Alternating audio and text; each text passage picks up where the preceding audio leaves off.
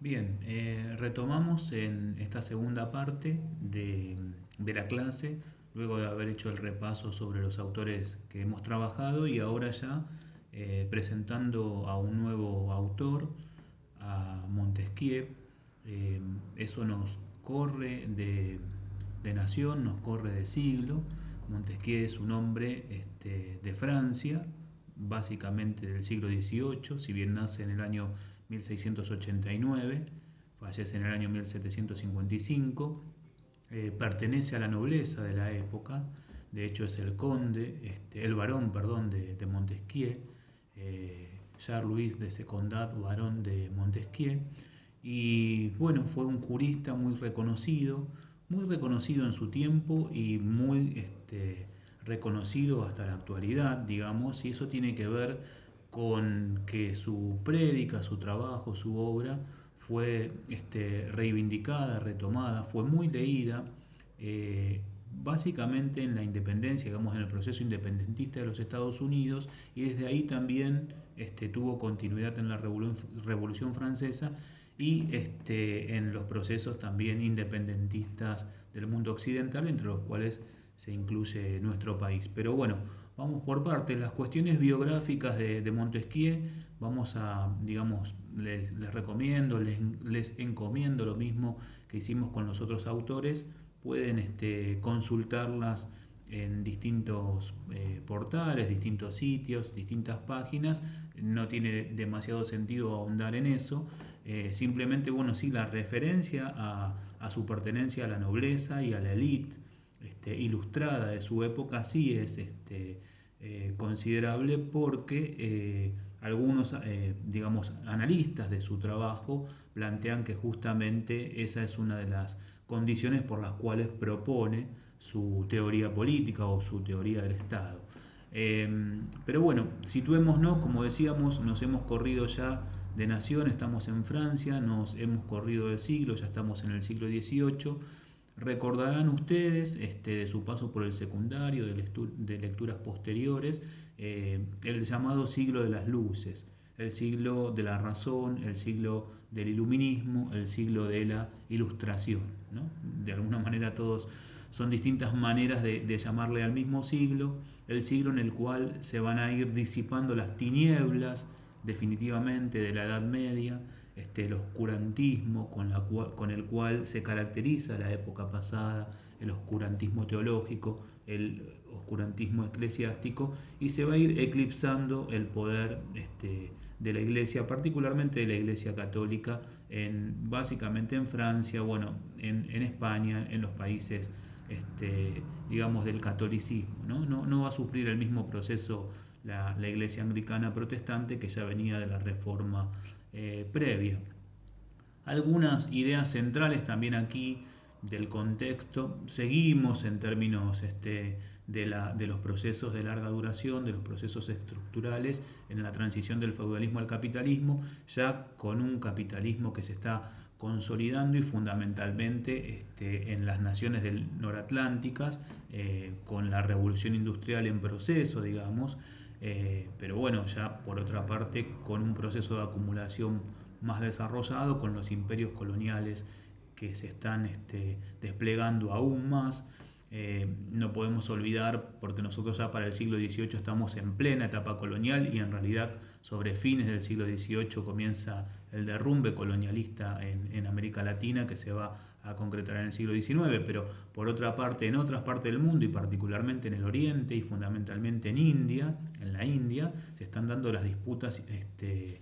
colonialistas entre Gran Bretaña y Francia, por ejemplo, que también se van a trasladar al norte de África sobre el fin de ese siglo. Digamos, estamos en plena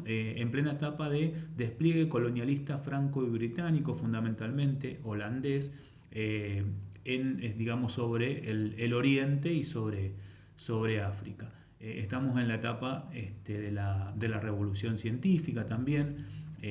Esta idea, digamos, del siglo de la razón tiene que ver con esto, con el desarrollo de la ciencia, la observación, la experimentación, digamos, la elaboración de leyes, de regularidades, es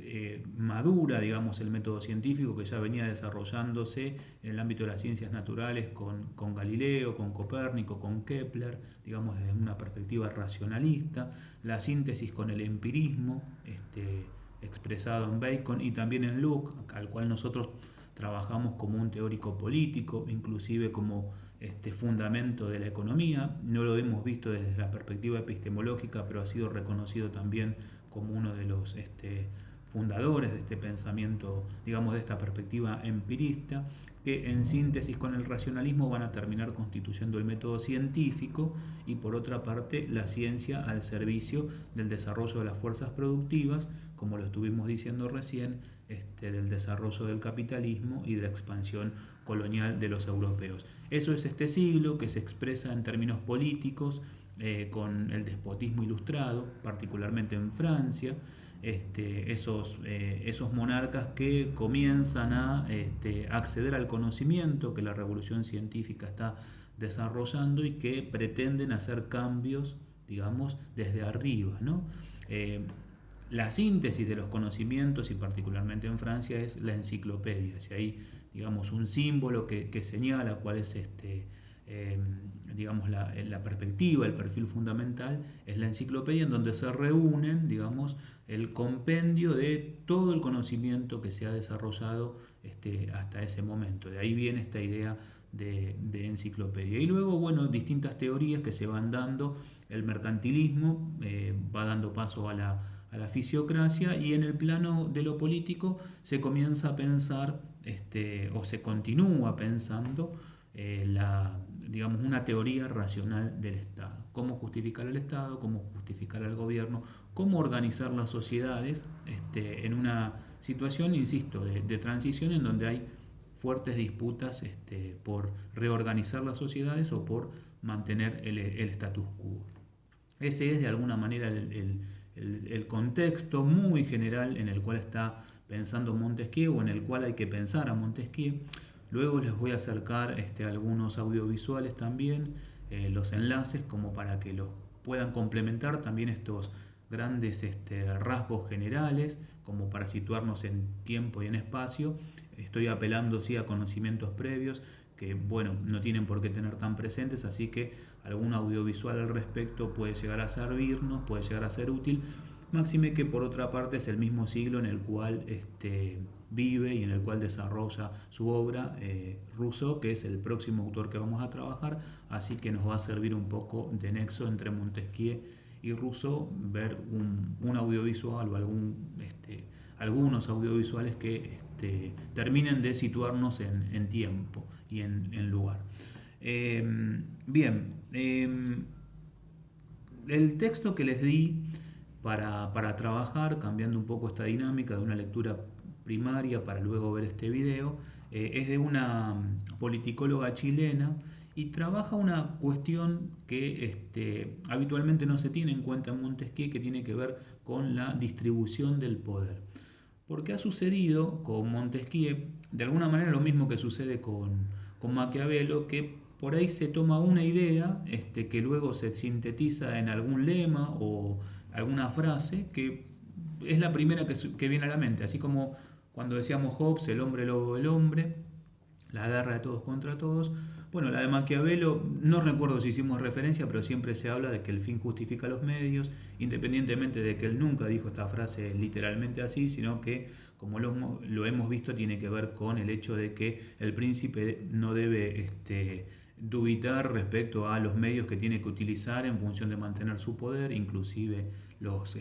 que moralmente fuesen condenables. Bueno, esa frase remite a Maquiavelo, y la frase o la idea central cuando uno dice Montesquieu dice división de poderes, poder legislativo, ejecutivo y judicial, como si toda su obra se sintetizara básicamente en esa idea y como si toda su preocupación estuviese centrada exclusivamente en esa idea. Y si bien es cierto que es una idea fuerza muy importante, también es cierto que esa es la idea que van a recoger, como decía, los independentistas en los Estados Unidos, luego los revolucionarios franceses, y por esas dos vías van a, digamos, a difuminarse por el mundo occidental y van a llegar obviamente, como decíamos, a nuestras costas y van a articular el modelo de democracia occidental. Va a ser un aporte en ese sentido a lo que se considera en términos hegemónicos la democracia occidental, una democracia con división de poderes, una democracia representativa, una democracia que se legitima en la soberanía popular, que esto lo va a incorporar fundamentalmente Rousseau, una democracia que por otra parte indefectiblemente debe defender la propiedad privada porque está articulado al sistema capitalista en términos económicos, lo que viene de Locke, digamos. No hay ideas centrales que van aportando cada uno de estos autores, que se van a ir sintetizando en los sistemas institucionales de las democracias occidentales. Bueno, en ese sentido, el aporte que se reivindica fundamental para el caso de Montesquieu es esta idea de la división de poderes. Si uno se queda con esto, pensaría que Montesquieu estuvo pensando exclusivamente. Bueno, dejamos pasar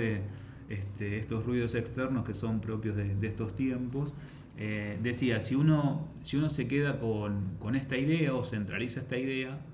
o accede al autor de esta idea, diría, bueno, este es un autor claramente que está pensando en términos de la teoría política. Lo que no es exactamente así. Montesquieu en realidad es un estudioso de las sociedades en el tiempo, digamos, de las sociedades pasadas y de las contemporáneas, a tal punto que va a ser reivindicado por Émile Durkheim, un sociólogo francés de fines del siglo XIX y del siglo XX, justamente como uno de los precursores de la sociología. En ese sentido, lo que hace Montesquieu es justamente estudiar las sociedades pasadas, desde la antigua Grecia, antigua Roma, y luego sí también estudiar en el marco de esas sociedades pasadas sus sistemas políticos, que están absolutamente integrados al conjunto, a la colectividad social como un todo y a las distintas variables, a las distintas funciones, a los distintos sistemas, digamos, no es que se especializó en el estudio de los sistemas políticos. La mirada de Montesquieu es una mirada integral de las sociedades del pasado, de manera tal que conforma lo que se llaman tipos ideales, aunque él no lo va a llamar así, una herramienta fundamental del pensamiento sociológico, digamos, de la sociología funcionalista, que tiene que ver con construir determinadas caracterizaciones, por ejemplo, de un sistema político. A partir de la construcción de los tipos ideales, se permiten comparar las distintas sociedades en el tiempo, digamos, que sean contemporáneas o a lo largo del tiempo, de manera asincrónica, si vale el término. Concretamente, Montesquieu es un estudioso de las sociedades humanas, también de los condicionantes naturales que tienen estas sociedades humanas, desde un lugar relativo, porque esto también muchas veces se pone mucho énfasis en relación a que Montesquieu dio mucho peso específico a los condicionamientos naturales, los tiene en cuenta, pero es básicamente un estudioso de las sociedades, de las distintas culturas, de sus formas de integrar, de sus conflictividades, de sus relaciones con otras sociedades. En ese contexto estudia, como les decía, la sociedad del pasado, desde Grecia, la antigua Grecia, Roma en adelante, hasta llegar a la Inglaterra de su época. En ese transcurso va elaborando estos tipos ideales, plantea que hay no formas de gobierno, sino sociedades en las cuales se articulan distintas formas de gobierno. Habla de las sociedades que tienen formas republicanas, entre las cuales distingue a las democráticas de las aristocráticas. Habla de sociedades que tienen formas monárquicas, formas de gobierno monárquicas, y otras que son despóticas. Y por otra parte también habla de las preexistentes, que son las sociedades tradicionales, entre las cuales se distinguen el salvajismo y el barbarismo. Entonces tenemos las repúblicas, tenemos las monarquías, tenemos los gobiernos despóticos, las sociedades despóticas y las sociedades tradicionales. Cada una de estas son tipos ideales que él constata a partir del estudio y intentando establecer las regularidades de manera tal de poder sostener desde un estudio empírico, desde bases objetivas, sus conclusiones. En ese sentido también es reivindicado por el pensamiento sociológico, básicamente por la línea funcionalista y fundamentalmente, como decíamos, por Durkheim, como un precursor de la sociología. En términos muy generales, ¿cómo se definen estos tipos de sociedades y sus sistemas políticos? Bueno, las formas republicanas, insisto, se dividen en democráticas y aristocráticas. Las formas democráticas tienen que ver con sociedades pequeñas, en términos de cuantitativos y también en cuanto al espacio en el cual se desarrollan. Por otra parte, son sociedades homogéneas en donde en general son igualitarias y los conflictos se resuelven justamente en función de que la escala así lo permite, y la homogeneidad lo facilita. Ocurre que esas sociedades, digamos, esas democracias, esas formas republicanas democráticas, se van ampliando en términos de su volumen, digamos, en términos de su cantidad y en términos de su expansión, y sucede que a partir de la división del trabajo y de la complejización de esas sociedades surge una aristocracia que va concentrando poder, que va concentrando riqueza y que se va diferenciando del conjunto, ¿no? Entonces son formas republicanas de gobierno, pero en distintas escalas, en distintas medidas, con distintos funcionamientos que atienden obviamente al respeto a una ley determinada en forma colectiva, pero que tienen que ver digamos, con la estratificación social que se dé en cada una de estas sociedades. Luego vienen las monarquías, que en realidad se pueden pensar en términos evolutivos, no estamos hablando de evolución como una categorización positiva, sino en términos de un desarrollo con algún grado de coherencia en función de que se van agregando, como decíamos en el video anterior, unidades menores hacia unidades mayores. Bueno, las monarquías son la decisión dentro de la aristocracia de un monarca en función de que se va complejizando y se va extendiendo más esa sociedad, se van llevando, digamos, se van conformando estamentos cada vez más estratificados y de ahí va a surgir la figura de un monarca. Y por otra parte luego el despotismo, que es una forma monárquica, en este caso, bueno, que tiene como fundamento principal el temor, ¿no? Cada una de estas formas de gobierno tiene una virtud o un elemento o un atributo central. La virtud justamente para el caso de la república, en el caso de las monarquías es el honor, en el caso del despotismo es el temor. Digamos, el temor es lo que explica el régimen despótico, es la categoría central que explica el régimen despótico. Y por otra parte, bueno, las sociedades tradicionales, las sociedades previas, desde una perspectiva evolutiva, insisto, que serían las sociedades salvajes, dedicadas básicamente a la caza, a la recolección en un estadio primitivo, y las sociedades bárbaras, que ya se dedican a la cría de ganado,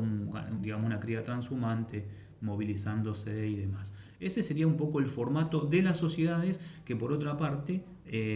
derivan en sistemas políticos específicos. Bien, en este contexto es como Montesquieu estudia al sistema inglés. Bueno, Montesquieu, insisto, después vayan a su biografía, en un determinado momento, siendo un jurista, accede a cargos públicos, luego renuncia, vende su cargo y va digamos, a recorrer distintos países de Europa. Nunca salió de Europa, aunque escribió incluso desde de otros países y demás. Bueno, están sus famosas cartas persas, van a ver que son muy interesantes porque también ahí hace un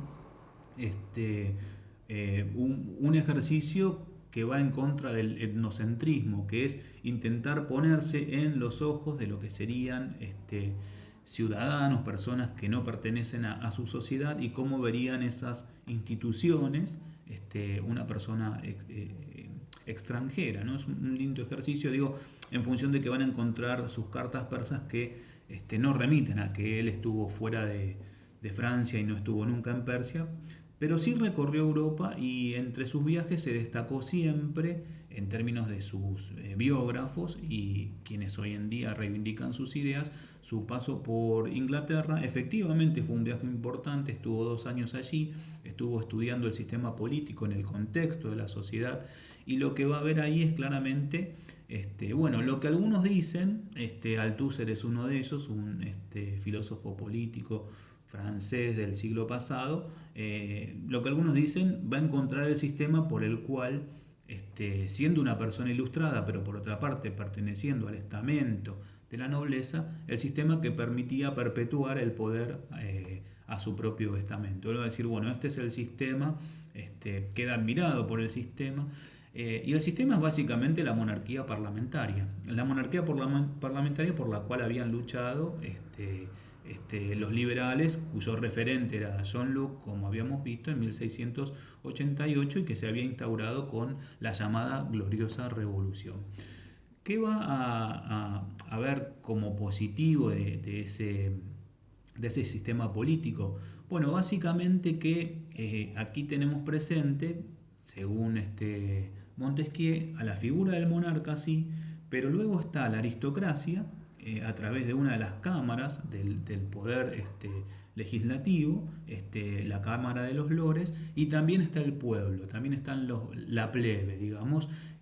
a través de la Cámara de los Comunes. Y en esa tensión y en esa posibilidad de que los distintos estamentos estén representados es donde va a haber el mérito del sistema político Montesquieu. Esto va a ser duramente criticado por otro francés de la generación posterior que nosotros también vamos a estudiar, y también perteneciente a la nobleza, que es Saint-Simon. Saint-Simon va a decir, bueno, ese sistema es un sistema trunco que no continúa la revolución hasta el final. Y bueno, en cierta manera tiene razón, porque en realidad la burguesía no logró desalojar definitivamente del poder a la aristocracia feudal, y se genera un sistema de transición. Bueno, Saint-Simon va a decir unas décadas después que en realidad lo que Montesquieu estaba elogiando, era un proceso de revolución trunca. Pero esto Montesquieu en su siglo, digamos, para cuando hace sus viajes, para la década de 1730, lo ve como algo meritorio, ¿no? Y por supuesto que era un avance, siendo que en Europa continuaban gobernando los monarcas de manera absoluta, independientemente de este despotismo ilustrado que en algunos casos intentaban beneficiar al pueblo con reformas desde arriba. Pero bueno, volviendo a ese punto, lo que Montesquieu ve es justamente que hay un equilibrio de poderes que se da en el marco de una lucha en el cual los estamentos deben reconocerse como tales y deben reconocerse como existentes, y de alguna manera el sistema institucional los contiene y fija reglas para que puedan continuar con su existencia, y aún en el marco del conflicto. Bueno, este sistema en donde el monarca, el pueblo y la aristocracia están representados a través de la monarquía parlamentaria, tiene como virtud fundamental el hecho de preservar las libertades individuales. Y esto también es muy importante, y también por esto va a ser reivindicado Montesquieu, porque en definitiva, y acá ya yendo al texto que ustedes trabajaron, a él le interesa justamente esta idea de que la ley sea un instrumento, para la preservación de las libertades individuales. Y que en definitiva lo que haga cada uno de los individuos lo sienta como un deber, y en todo caso lo que no haga también lo sienta como un deber. Que la libertad sea actuar de acuerdo a la ley. Este es el principio fundamental de Montesquieu. Y entonces hago lo que la ley me permite y no hago lo que la ley no me permite, y de todas maneras conservo mi libertad. Esto lo va a retomar Rousseau desde otra perspectiva, pero es una idea justamente que atraviesa a estos dos autores. Ahora, ¿cómo se puede lograr que una ley logre el respeto por las libertades de cada uno de los individuos? Bueno, si esa ley surge del debate y de la confluencia en un ámbito institucionalizado de estas fuerzas enfrentadas, de estas fuerzas encontradas, porque en definitiva lo que van a hacer es de alguna manera de ese propio debate generar un instrumento legal que contemple los intereses de todos, aún en conflicto. Bueno, esta es la idea que tiene Montesquieu, y esta es la idea que, digamos, que quiere trasladar o que reivindica fundamentalmente, y que luego, digamos, a partir de esto, a partir de esta distribución de poderes, que es la distribución social del poder, garantiza el equilibrio en el sistema. Luego sí está la distribución jurídica del poder. Esta distribución social se complementa con la distribución jurídica, que esto es básicamente el punto central del artículo, que digamos este es el valor que tiene ese artículo. El artículo que compartimos tiene el valor de establecer que la distribución jurídica en un poder legislativo, ejecutivo y judicial, que es la que nos llega hasta nuestros días y que parece ser que habrá sido el único aporte de Montesquieu, en realidad se entiende sí, solo sí, y se fundamenta, y por otra parte tiene valor en el marco de la distribución social del poder, si no es un mero formalismo, ¿no? Bueno, esto es interesante plantearlo hoy en día, y más en estos días que corren con estos asuntos de estos jueces que han sido trasladados en la etapa anterior, en el gobierno anterior, y que ahora la Corte Suprema de Justicia, bueno, aceptó el per saltum y demás, y bueno, verán con los tiempos que manejan si efectivamente es así o no es así, si deben quedarse en los cargos en los cuales fueron trasladados o tienen que volver a sus cargos de base. Pero digamos, lo que diría Montesquieu, lo que dirían los republicanos es, bueno, está funcionando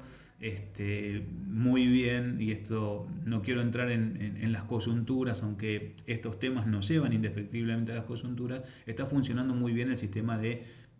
pesos y contrapesos, de balance, de poderes, que Montesquieu por otra parte analiza y muy bien en la monarquía parlamentaria inglesa, que de hecho el artículo justamente se detiene mucho en ver cómo son esos pesos y contrapesos en ese sistema político. Pero digo, insisto, veamos ese artículo en esta línea, pues lo que está diciendo esta autora es, ojo, no era solamente una cuestión formal de dividir poderes, también había que distribuir poder social. Entonces, los distintos estamentos tienen que estar representados. Lo que nosotros podemos pensar hoy en día es, bueno, muy bien, la democracia tiene que ver con una forma republicana, la república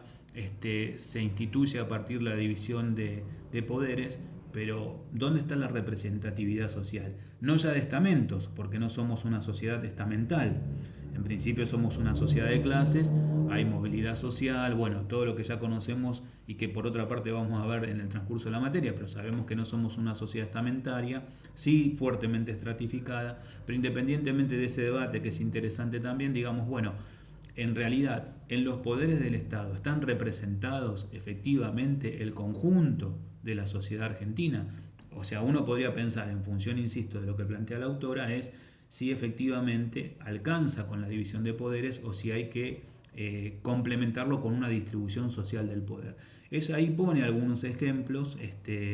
bueno, siendo chilena pone algunos ejemplos aún de Uruguay o de Brasil, pero me parece interesante el aporte de la autora, y por otra parte, de alguna manera poner en evidencia que la lectura que se hace de Montesquieu desde aquí, desde los intereses de quienes llevan adelante esa lectura, en todo caso es una lectura,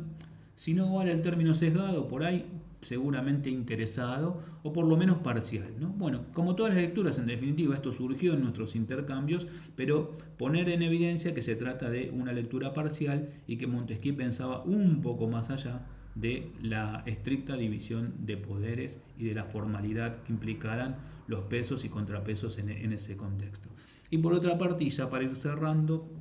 esta idea también de que Montesquieu no era meramente un jurista que se dedicó a la cuestión de las formas de gobierno, sino que tenía una mirada mucho más amplia que, insisto,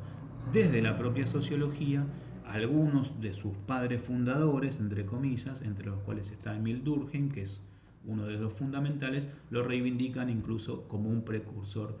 de esta disciplina. Bueno, dejamos aquí, nos encontramos en nuestro espacio habitual para trabajar sobre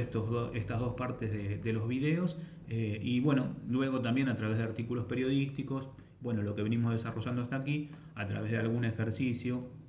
algún práctico, algunas preguntas y demás, ir redondeando la presentación de este autor. Les encomiendo entonces la lectura de su biografía y les envío un material de contexto, un material audiovisual de contexto para complementar con distintos elementos nuestro proceso pedagógico. Bueno,